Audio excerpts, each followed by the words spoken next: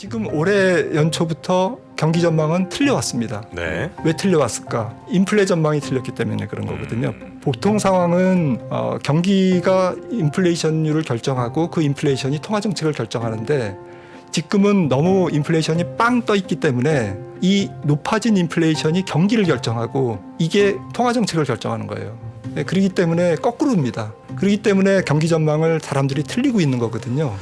결국 인플레 전망을 잘하는 사람이 내년 주식시장을 돈 벌 수 있습니다. 주식시장에서.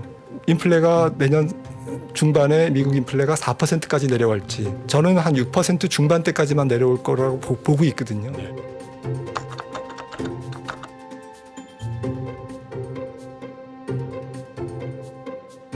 네. 네. 그러면 우리 3프로TV의 또 자랑. 어른이죠. 네. 너무 이렇게 어른하지 마세요. 또 젊게 사시고 싶으신데. 저보다 어른 있다고. 김한진 박사님 모시겠습니다. 어서 오십시오. 네, 안녕하세요. 어서 오세요. 네, 박사님. 반갑습니다. 네. 자, 우리 박사님과 함께 오늘도 늘 우려와 이 기대 속에 장을 맞이하게 되는데 오늘은 어떤 지식을 좀 쌓으면서 장을 좀 맞이해 볼까요? 예, 최근에 좀 그런 생각을 해봤습니다. 증시에 변수가 너무 많지 않습니까? 네. 제가 애널리스트 생활하면서 뭐 변수가 많은 적도 많았지만 지금처럼 좀 복잡한 적도 없는 것 같습니다. 아, 그래요. 그래서 이런 변수들을 뭐 이렇게 다 분쇄기에 다 집어넣고 갈았어요? 갈아버리면 뭐가 나올까? 어떤 유형과 어떤 기회가 나올까? 아무 정보도 안 나올 것 같더라고요. 그래서 왜 그런가를 좀 생각을 해보니까 네. 결국 그 뒤죽박죽 엉켜서 이게 뭔가 유효한 정보가 안 나오더라. 제 머릿속에 이게 정리가 안 되는 겁니다. 네. 그래서 이게 조금 뭐 아는 지인이 앞으로 주식시장이 어떻게 될 건지를 설명해 달라고 그래서 메모지가 없어서 제가 뭐 래퍼 교수는 아니지만 커피숍에서 냅킨에 네. 이렇게 좀 그렸어요. 그 그림을 조금 오늘 가지고 왔는데 조앤 그림을 그리면서 롤링인가요? 생각난 게 네. 이게 주식시장이 4차원인데 자꾸 그 개별 변수 이벤트 뉴스를 분석하다 보면 이게 입체적으로 분석이 안 되는구나. 늘 그런 거를 느껴왔지만 다시 한번 느꼈습니다. 입체적 사고 정프로가 늘 강조했던 얘기입니다. 네, 그렇죠. 그래서 뭐 예를 들어서 그렇죠. 금리나 통화 정책이나 그리고 뭐 환율도 그렇고요. 네. 네. 거기다 이제 주가가 있지 않습니까? 거기에다가 이렇게 시간을 넘나들잖아요. 네. 앞당기기도 하고 미리 반영되기도 하고 후행해서 반영되기도 하고 네네. 4차원이라는 거죠. 그래서 이런 거를 조금 고려했을 때 좀 시간에 따라서 조금 차근차근 그렇죠. 찬찬히 네. 이렇게 단계적으로 분석하는 게 저를 위해서도 좋겠다. 그림을 그리면서 이제 그런 생각을 했습니다. 그래서 저희가 냅킨을 찍었다가 저희가 도표화한 거를 보여드릴게요. 냅킨을 찍으려니까 이게 너무 이게 해상도가 안 나와서. 선명도가 해상도가 안 좋아서 네. 틀어주세요. 그림을 왜안 보시면은 나와? 경기 추세가 있고요. 그리고 이제 통화 정책이 있습니다. 언젠가는 이제 동결하고 내려가겠죠. 네. 그리고 이제 주가가 그 사이에서 4차원으로 이제 움직이기 시작하고 있습니다. 이런 공간에서. 근데 지금은 이제 현재가 요 시점인데 금리 인상의 레이트 사이클이지 않습니까? 연준의 통화 긴축의 막바지 국면으로 지금 향해 가고 있는데 그동안은 이제 경기가 조금 둔화되는데 금리를 올리는 이제 아주 이상한 역금융 장세가 시장이 제일 안 좋아하는 조합이죠. 그렇죠. 기업 실적 경기 안 좋은데 금리는 계속 올리는 이제 이런 아주 안 좋은 고물가에 따른 이런 현상이 현재까지 진행됐고 지난번 출연했을 때 말씀드렸듯이 제 생각에는 곧 이 통화 정책의 레이트 사이클에 지금 다가서고 있기 때문에 채권 시장에서 금리의 하락 쪽에 베팅하는 사람들이 늘어나겠죠. 늘어날 것이다. 늘어날 것이다. 근데 이게 뭐 조금 운이 좋으면 지금부터 시작될 수도 있다. 어제 뭐 미국 주가가 하루만 봐서는 뭐 결론을 내리기 어렵지만 어쨌든 금리가 하락하자 기술주가 튀었잖아요. 이제 이런 현상이 나타날 수 있는데 이 금리 하락에 따른 기술적 반등은 제한될 것이다. 왜? 경기가 계속 이렇게 움직이니까 이 여러 가지 이런 금리 하락에 따른 랠리의 상단을 경기가 막아버린다. 제어하고 있는 거죠. 막는 아니, 근데 거죠. 어제만 놓고 네네네. 보면요. 자, 박사님 제가 오늘 이거 여쭤보려고 했는데 네네. 어제 10년물 금리가 어제 올랐습니다. 네. 4.01호예요. 지금 네. 현재. 네네. 4% 위로 뚫고 올라갔거든요. 근데 나스닥이 폭등한 거예요. 그래서 이건 뭐지 그런 생각인데 장 초반에는 조금 떨어지지 않았나요? 아니 금리가? 종가 기준으로 네네네네. 네. 4.01호예요. 네네네. 4% 훌쩍 네. 넘어가 버렸거든요. 그러니까 결국 금리가 조금 내려갈 수 있다라는 기대감이 저는 반영됐다고 봅니다. 예. 그리고 뒤에서 말씀드릴 3분기 실적이 예. 금리가 앞으로 떨어지면서 주가가 기술적 반등을 할 수 있다라는 것을 예. 방해하지 않았어요. 예. 그러니까 경기, 기업 실적 이런 펀더멘탈 아주 근원한 펀더멘탈 요인들이 예. 어쨌든 그 랠리를 방해하지 않았던 거죠. 예. 하지만 뭐 말씀을 드리자면 뭐 만약에 뭐 조금 그 랠리가 조금 앞당겨서 오면 10월 하순부터 11월에 걸쳐서 금리 하락에 따른 주가의 랠리가 적지 않게 있을 수 있고요. 네. 하지만 결국에는 이 경기 둔화를 반영한 역실적 장세는 4분기 실적이 발표되는 내년 1분기 초. 1분기 초에 예. 다시 한번 역실적 장세를 세게 맞을 가능성이 높다. 예. 저는 3분기보다는 4분기 실적이 훨씬 더 주식시장에 부담을 줄 거라고 생각을 합니다. 그리고 이런 역실적 장세를 극복하면 사실 강세장으로 가는 마지막 고비를 넘는 거죠. 증시가. 네. 이거는 이제 4분기 실적에 따라서 달라질 거고요. 예. 아무튼 뭐 크던 작던 역실적 장세의 고비를 넘긴 주식시장은 어느덧 기준금리 동결 시대에 앞으로 6개월에서 1년 이내에 연준에 기다렸던 피봇을 예. 선 반영할 수 있는 환경에 다다릅니다. 예. 그리고 경기는 더 이상 추가로 나빠지지는 않는 불경기지만 경기가 불경기이긴 하지만 또 기업 실적이 나쁜 건 다 알지만 예. 더 이상 나빠지지 않는 그런 국면. 그러니까 결국 주식시장 4계절에서 네. 겨울 장세의 어떤 상황에 들어가는 거죠. 금리는 어쨌든 통화정책은 완화 쪽으로 기울 가능성이 높고 경기의 추가적인 악재는 더 이상 주식시장을 위협하지 않는 상태. 네. 이게 빠르면 내년 1분기 역실적 장세를 넘긴 내년 중반 정도부터는 가능할 것이다. 그러면 그 이후에는 네.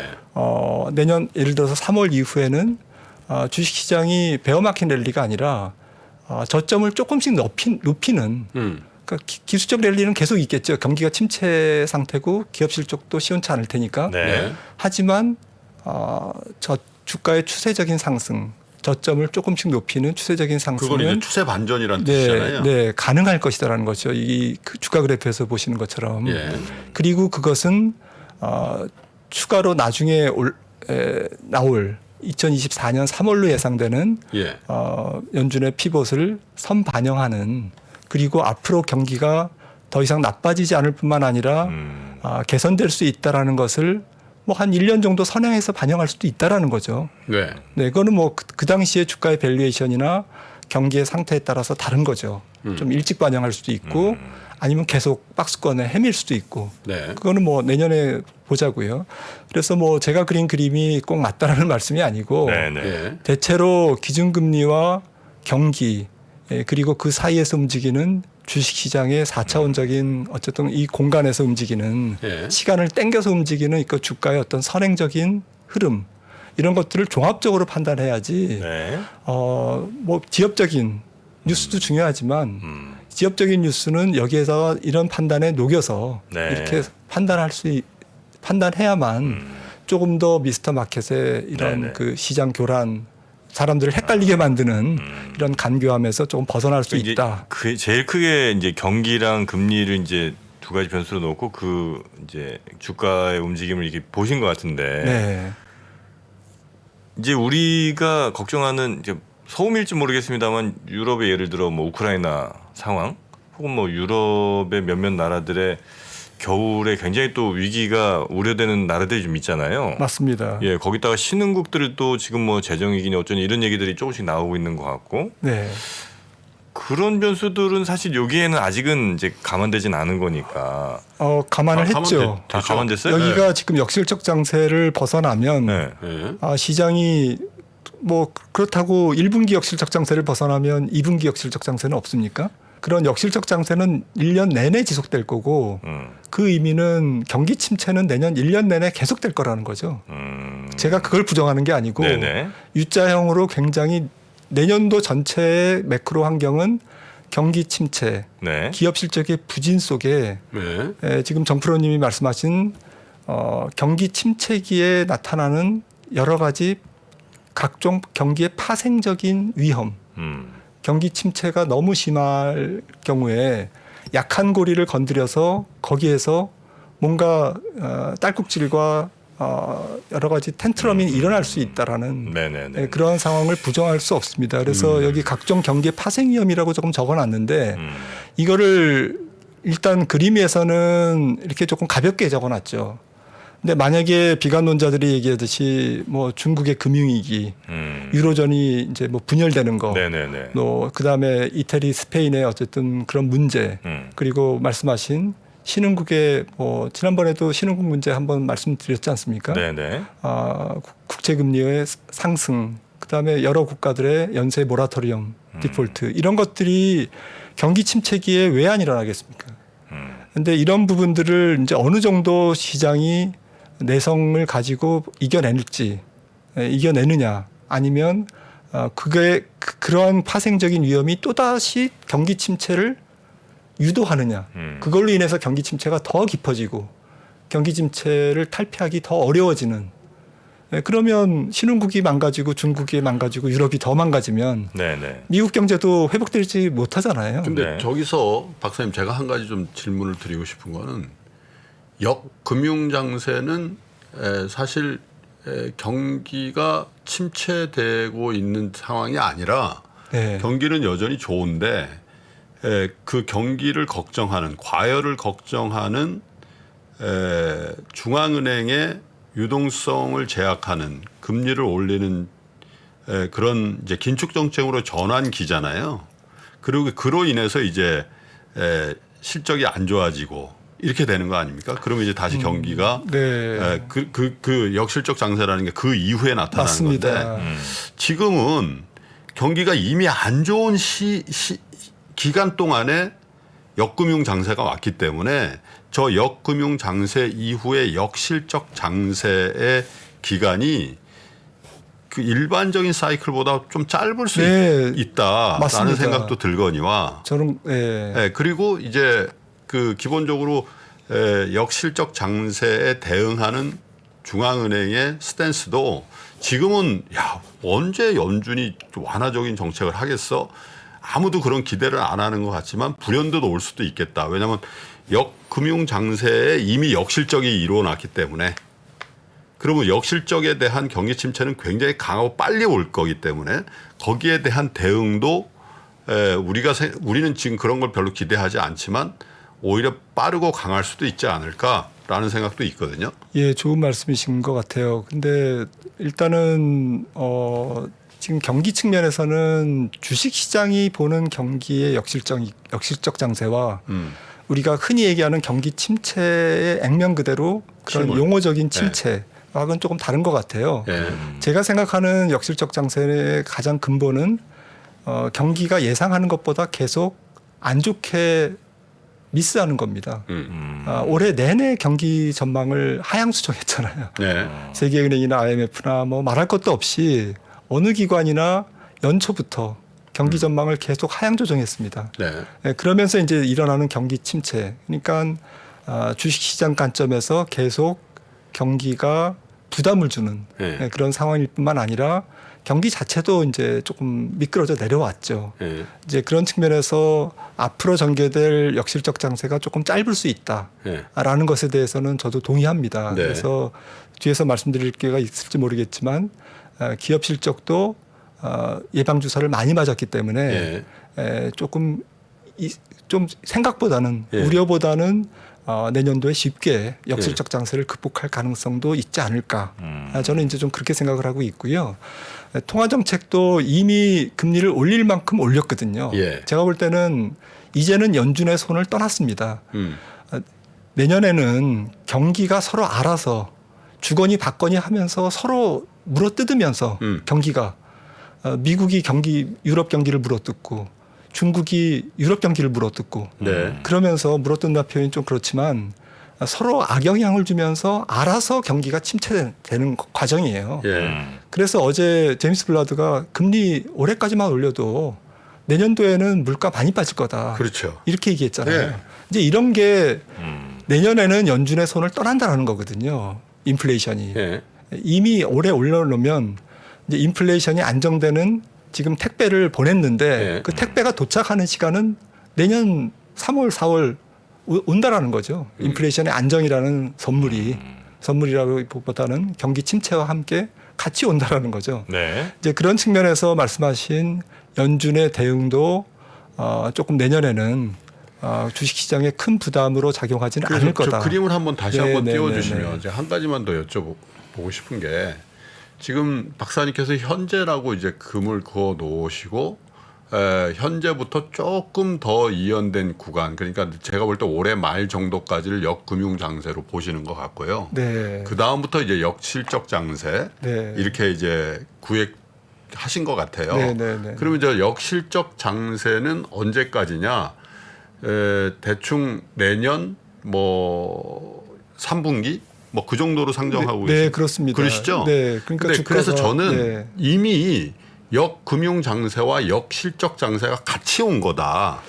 저는 좀 그렇게 안 보고 네. 싶은 아, 게, 그런가요? 네, 어쨌든 주식 시장이 그 역실적 장세에 대한 내성이 있는 것은 뭐 오케이, 그럴 수 예. 있다. 하지만 그 실적이 후퇴하는 것 자체, 예. 지금 다음 차트를 보시면은 예. S&P 500의 지수와 주당 순이익, 파란색이 EPS입니다. 네. 12개월 선행 EPS인데. 지금 애널리스트들이 EPS를 하향 조정을 안 함으로 인해서 지금 이렇게 위에 걸려 있지만 주가는 이미 하향 조정한 것을 반영하고 있다라는 거죠. 그렇죠. 네. 그래서 3분기 실적이 위협적이지 않은 거예요. 더군다나 뭐 어제 BOA도 실적이 나왔지만 인플레이션 시기에 기업들의 명목 매출액은 네. 인플레이션의 지지를 받잖아요. 예. 안 떨어지잖아요. 네. 그리고 뭐 상반기보다는 하반기에 지금 하반기 들어서 원가 요인이 조금 차분해졌잖아요. 예. 국제유가도 뭐 한 100불, 110불 위에 놀다가 지금 뭐 85불이니까.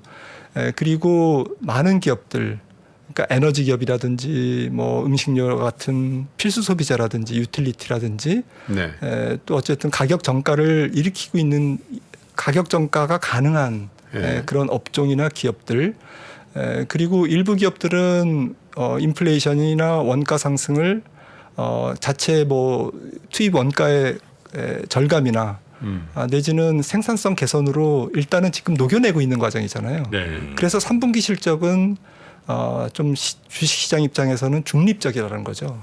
그래서 저는 3분기 실적이 그렇게 위협적이지 않다라고 네. 보고 있고 또 네. 그렇게 진행되고 있고요.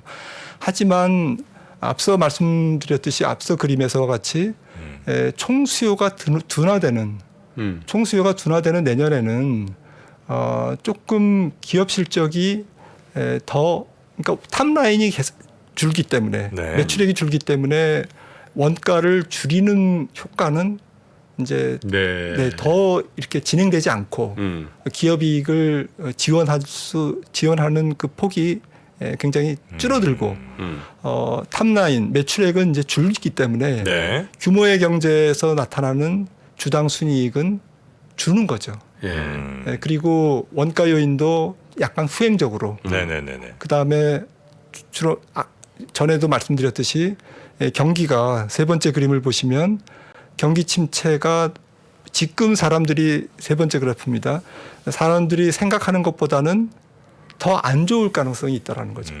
지금 올해 연초부터 경기 전망은 틀려왔습니다. 네. 왜 틀려왔을까? 인플레 전망이 틀렸기 때문에 그런 거거든요. 보통 상황은 경기가 인플레이션율을 결정하고 그 인플레이션이 통화 정책을 결정하는데 지금은 너무 인플레이션이 빵 떠 있기 때문에 이 높아진 인플레이션이 경기를 결정하고 이게 통화 정책을 결정하는 거예요. 네, 그렇기 때문에 거꾸로입니다. 그렇기 때문에 경기 전망을 사람들이 틀리고 있는 거거든요. 결국 인플레 전망을 잘하는 사람이 내년 주식시장을 돈 벌 수 있습니다. 주식시장에서. 네. 인플레가 내년 중반에 미국 인플레가 4%까지 내려갈지 저는 한 6% 중반대까지만 내려올 거라고 보고 있거든요. 네.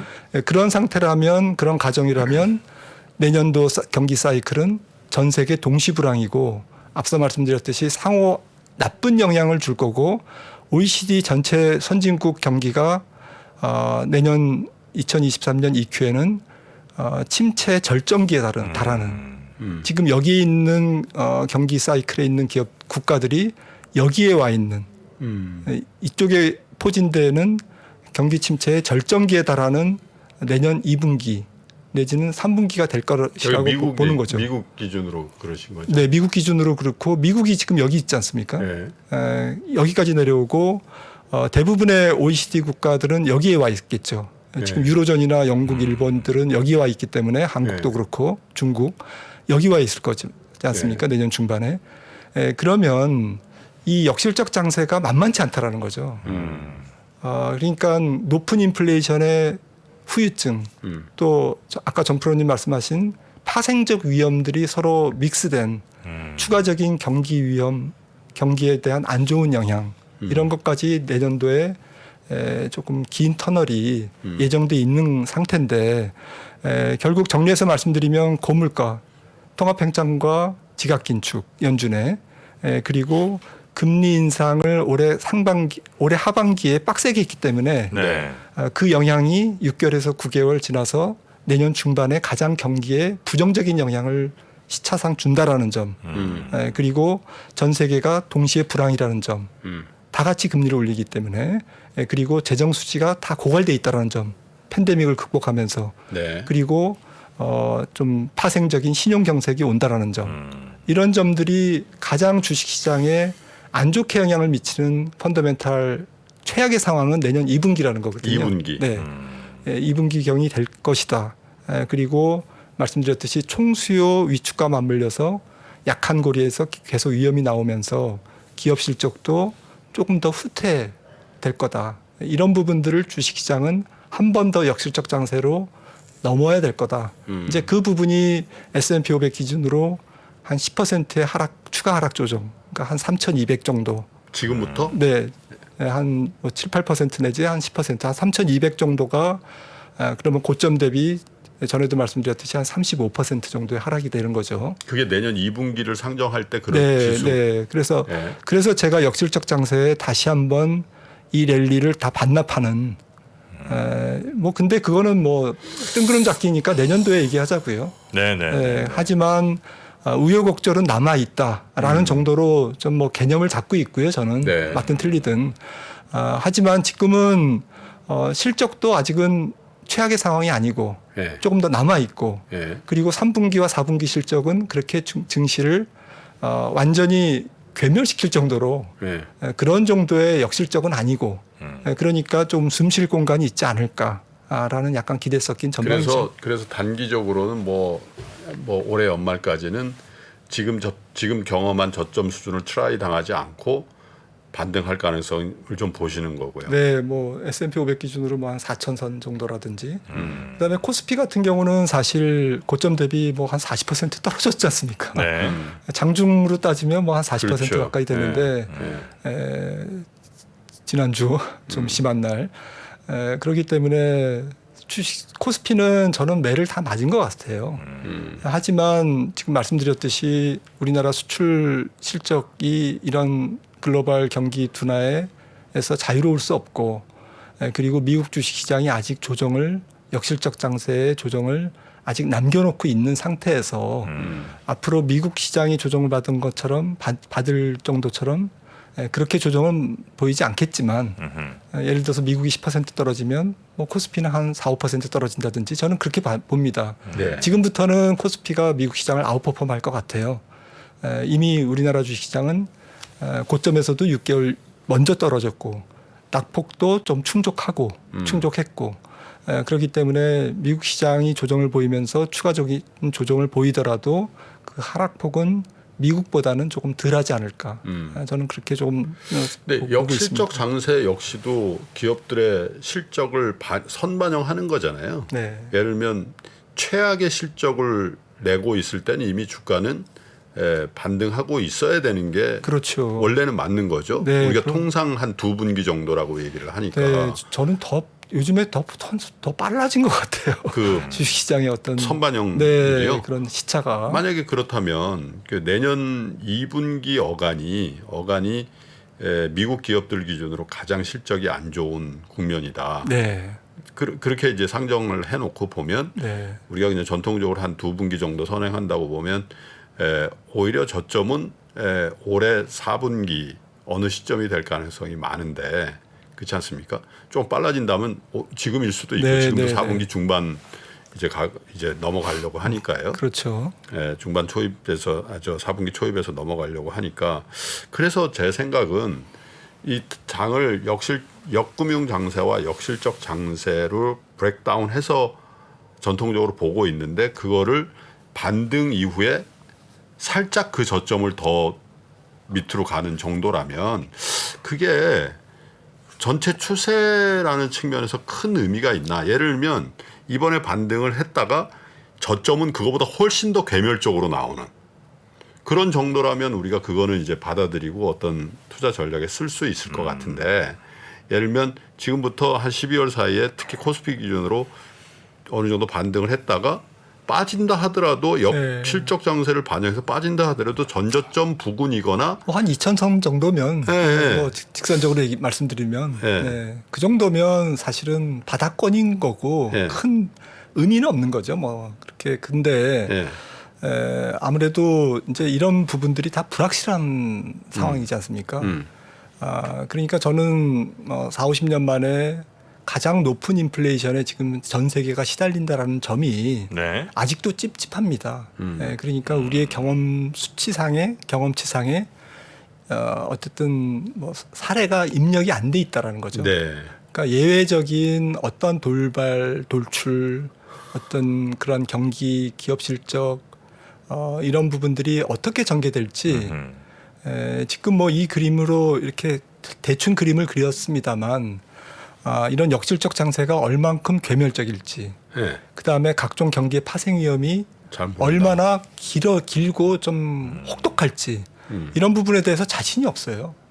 죄송하지만 저는. 네. 네, 그래서 전체적으로 그 주가가 좀 대세 상승을 보이는 거는 저는 두 가지라고 봅니다. 네. 첫 번째는 연준의 금리 인상이 언제 멈출 건가가 굉장히 중요한데 그거는 예. 멈추는 게 중요한 게 아니라 인하하는 시점을 결정하기 때문에 그렇습니다. 그러니까 내년 3월에 멈추면 제 생각에는 1년 정도 동결한다고 봤을 때 그게 피봇이 2024년 초지 않습니까? 이렇게 되면 좀 너무 많이 남았다라는 거죠. 근데 만약에 올해 4.75든 5%든 아니면 정말 화끈하게 100pp씩 두 번 올리든 네. 11월, 12월 그렇게 해서 올해 다 끝내면 제 생각에는 피봇은 빨라진다. 네, 주가는 빨리 반등하고 경기도 침체 기간이 역실적 장세가 빨리 오고 그리고 파생 위험도 좀 빨리 다가오고 지금 여기에 적어놓은 경기 선행적 주가 상승 네. 그러니까 연준의 피봇과 금리 인하와 경기가 앞으로 돌아설 수 있다라는 그러니까 추가로 경기가 불황이긴 하지만 악재로서의 위력은 사라지는 그러니까 경기 전망이 네. 이제 비관적 오류가 생기는 거죠. 그렇죠. 계속 안 좋게 전망했는데 경기 지표는 조금씩 좋게 나오는 거예요. 근데 절대 수치는 나빠. ISM이 계속 50 밑이야. 50 밑이지만 계속 50 밑이라도 생각한 것보다는 뭐 좋게 나오는 그러한 경기의 모멘텀이 확보되는 시점. 그리고 이런 금리 인하를 선반영하는 시점. 이게 조금 나와야 이 시점에서 투자자들이 조금 추세적인 어쨌든 추세를 보고 주식을 살 수 있는 그렇군요. 그리고 상승 종목이 하락 종목보다 좀 많아지는 예. 좀 편안한 장세가 되지 않을까 네. 이렇게 생각을 합니다. 적어도 만약에 지금부터 한 11월, 12월 동안에 규모 있는 반등이 나오면 그 반등에 상당히 진척돼 있는 구간에는 추격 매수는 하면 안 된다. 이렇게 정리하면 네, 되겠죠. 아직까지는 네. 좀 그래 보입니다. 알겠습니다. 다만 지금은 주식을 굳이 과매도 할 필요는 없는 네, 거 네, 아니에요. 네. 네. 그렇게 정리하겠습니다. 네, 알겠습니다. 자, 우리 김한지 박사님과 함께 벌써 9시가 됐네요. 얼른 보내드리고요. 네, 저희 또 시장 상황 한번 광고 보겠습니다. 없이 가세요. 광고 없이. 네. 자, 우리 김한진 박사님 고생 많으셨습니다. 고맙습니다. 감사합니다. 네. 통찰은 관찰에서 나오고 관찰은 관심에서 시작됩니다. 당신의 관심이 통찰로 이어지는 곳. 세상의 모든 지식 언더스탠딩.